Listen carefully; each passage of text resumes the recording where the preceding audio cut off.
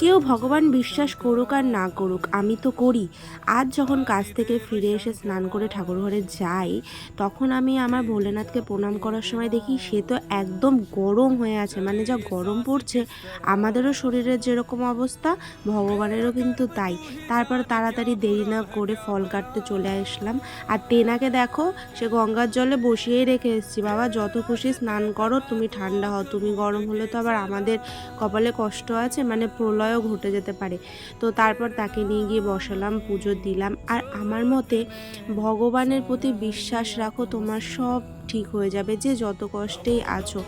আর কেউ কিছু ঠিক না করতে পারলেও কিন্তু তোমার ভক্তিতেই শক্তি, তুমি ভক্তি ভরে তাকে ডাকো, তাকে তোমার সমস্যা জানাও, আর বিশ্বাস রাখো যে হ্যাঁ তিনি তোমাকে এখান থেকে উদ্ধার করবে, তাহলে ডেফিনেটলি তুমি তোমার যে কোনো প্রবলেম থেকে বেরিয়ে আসতে পারবে। তো বলো হর হর মহাদেব। দেখা হবে পরের ভিডিওতে।